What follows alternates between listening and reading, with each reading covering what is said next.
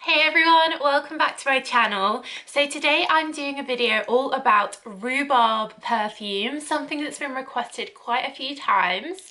If you're new here, then welcome. We are all about perfumes here. I have hundreds of other perfume videos, so do check them out. And if you're a regular and you haven't subscribed yet, then do hit that subscribe button and show your support.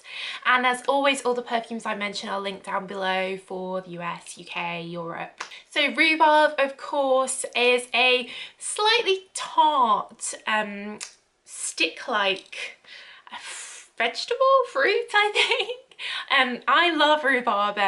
Rhubarb crumble is a traditional dessert here in the UK, and it's something that reminds me of childhood, something my mum would make.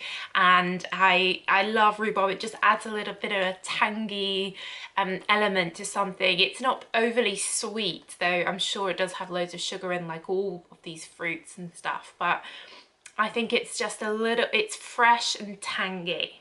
So let's get into the perfume. So the first one on my list is Dolce & Gabbana's number 3, L'Imperatrice, which means Empress, I think, in French, or sorry, in Italian, it's Dolce & Gabbana. This is a really interesting one. It's from the Anthology range they released a while ago. There was a whole bunch with all different numbers, and they've all been discontinued except number 3. So I think that says something, right? When it's the only one that doesn't get discontinued, it must be the one that sold the best. So this is a light eau de toilette, comes in 100ml like this or 50ml. And what is, I know why people love this. It does have quite a big following because it's very fresh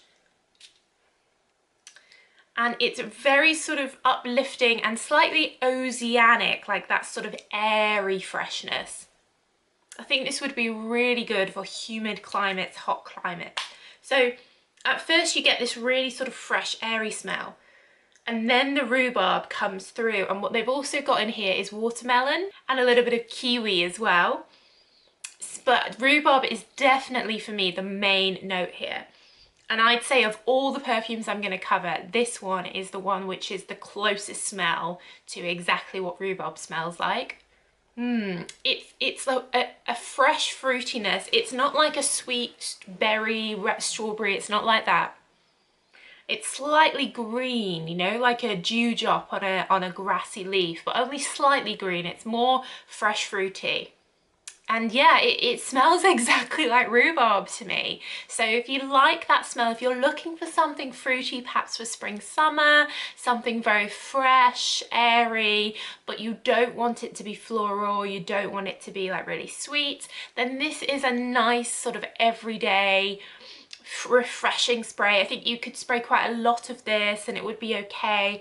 And in terms of lasting power, I find that it's okay, especially in the first hour. You can still really smell it on you, but it is an eau de toilette, so shouldn't be expecting this to last all day. You would want to keep respraying it. But in terms of value for money, you know, the 100ml, I think this cost me like maybe £30 or £25. So for 100ml from Dolce & Gabbana, it's incredibly good value. And I'll find it at the best price for you guys and leave it linked down below. So next on my list is Electric Rhubarb from Floral Street. Now, I recently did a video on Floral Street. These are a niche vegan cruelty-free brand sold in quite a few places, actually, in Sephora in the US and in John Lewis here in the UK, amongst others, based in Covent Garden here in London. And I did a video on their range from their sample pack, but their newest edition wasn't part of that Electric Rhubarb, and there was quite a few messages from people saying, oh, you've missed out Electric Rhubarb. So I've ordered it, and here it is, guys. Obviously this is a 10ml, it's not the full size. I've been trying this past few days, and it isn't as much of a rhubarby one as the Dolce & Gabbana. It has some floral notes in with jasmine, gardenia, and it has an oceanic-y note in there as well. bit of frangipani. So basically it has a bit of a tropical fresh breeze smell to it, and when I was wearing this early in the week, that is very much what it smelled like. Now it does have loads of rhubarb in, and rhubarb is probably the main note, but it's second to this oceanic-y breeze, slightly frangipani floral smell. So a bit more of a rounded smell compared to the D&G one, which was very fruity. This is a more rounded, like fruity, but also slightly fresh floral. This one is an eau de parfum rather than an eau de toilette, and in comparison I did find that it lasted a bit more than the D&G one, and as it faded I kept getting these oceanic, like the smell of the waves, the sea, watery smell did linger and stick around, but it's still, I wouldn't class it as a really strong eau de parfum, but really nice and something a bit different. And I know I get so many questions asking about vegan perfumes, about cruelty-free perfumes, so this range is all of those things. And so yeah, check out my video about the whole range if you haven't seen it already. I'll leave it linked. So next we have from Nina Ricci. I really love this perfume. You guys might know if you've been watching me for a while, but I do love Nina Ricci. I think the bottles are cool. I love the whole branding, you know, the famous Nina apple. I had that as a child. It's very nostalgic for me. And when Ricci came out, I was really loving it, and I used to wear this a lot back in the day, you know, in my early 20s, in my teens, and I would get complimented on this a lot. I have to say, of all of these, this is probably the strongest of all of them. It's an eau de parfum, but this sticks around so well. You could spray 1 or 2 sprays of this and it's in your hair, it's in your clothes, you can smell it for ages. This bottle actually has leaked and it's made my whole room smell of Ricci for days, so really powerful. What does it smell like? So again, rhubarb is obviously the main note. We're in a rhubarb perfume video. It also has one of my favorite ingredients, patchouli. So that patchouli and the rhubarb mix really well together and make this fruity patchouli smell that lasts all day, lasts for ages. It's so nice. I find it's almost a little bit sort of powdery maybe. It's not like the Nina apple, which is very fresh with some sweetness. This is not particularly sweet at all. It's more like a clean rhubarb with this clean patchouli lingering around as well. It's definitely a little bit more grown up than the Nina range. It's, you know, you can tell from the branding and everything, it's a darker color. It's an eau de parfum, whereas a lot of the others are eau de toilettes that she does. And all round, I'd say, if you're looking for a rhubarb perfume that's gonna last, then this is your best one. And again, amazing prices, right? Like you can get this for £20, £25, £30 because it's been around for so long, and I have a feeling it might be being discontinued. I'm not sure. I really hope it isn't. But all the attention goes to the Nina ones, right? The apple ones, but actually this is the best for lasting, in my opinion. So another one from Nina Ricci is their Bella. So they have in their apples, and I've done a video on them, the sort of appley ones. You've got like the traditional red Nina, you've got Luna, and then you've got Bella. So Bella is a fresher and sweeter rhubarb compared to Ricci. It's more greener, outdoorsy. Rhubarb is definitely the main note, but then you've got a bit of vanilla, you've got orange, you've got some citrus in there. So you get, at first you get this fresh citrus rhubarb, and then the sweetness comes through in the dry down. It doesn't have patchouli in, so in my opinion Ricci lasts longer than Bella, but it's still very nice and pretty and very fresh, and perhaps you could wear this for more, you know, fresh, light daytime, for hotter climates. Then Ricci, you could definitely wear that at night time, but you could wear it daytime as well, but you know, depends what kind of mood you're in, right? It's also an eau de toilette, so much, hence the lighter compared to Ricci. But the bottle's super cute, right? With that little leaf and is it a little ladybird on there and the green apple. So it is really cute and it's nice just for the bottle, isn't it?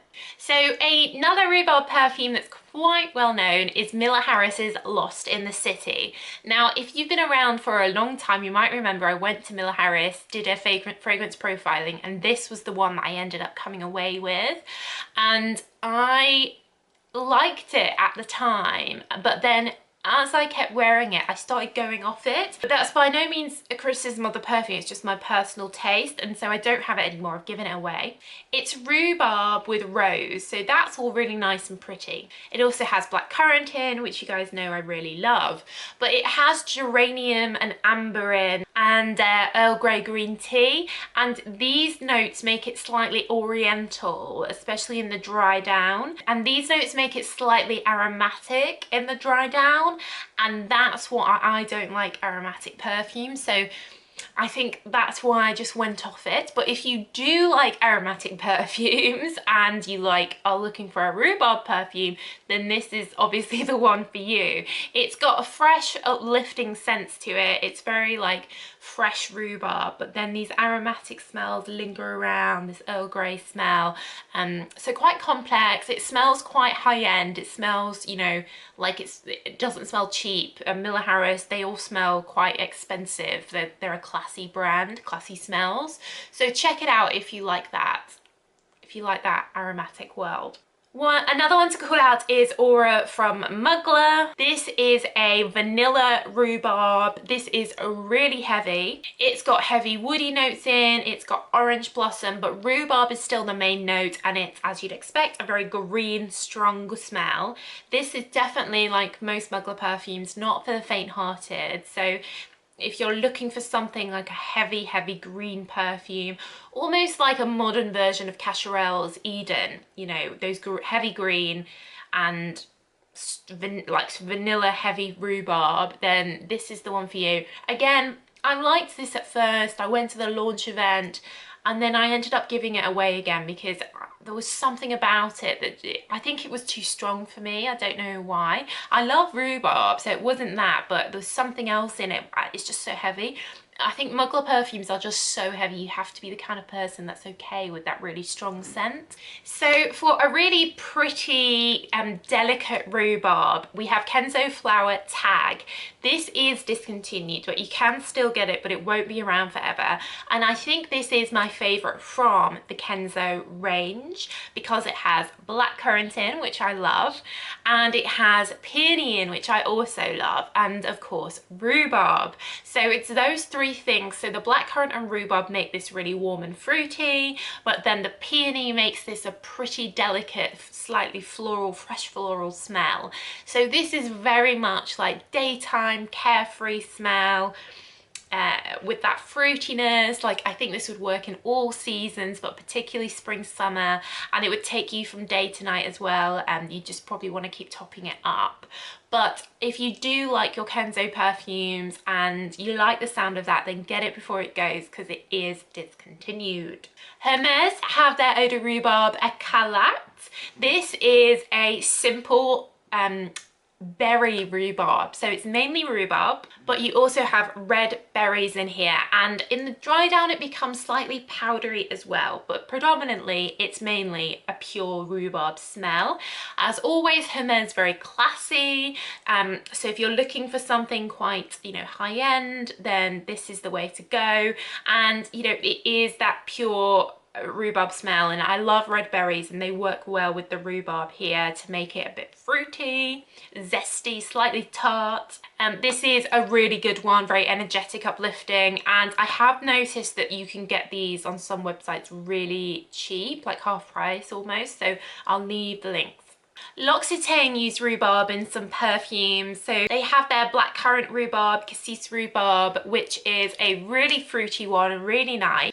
This has a little bit of lavender in, of course, L'Occitane, famous region, down in Provence and south of France that has all these aromatic lavender smells, so of course they've included that here, but predominantly it's that cassis rhubarb, really nice, really fruity. And then they also have their Pamplemouse rhubarb, grapefruit rhubarb, which is a bit fresher, zestier, that sharp hit of the grapefruit mixed with the sharpness of the rhubarb to make a really refreshing smell.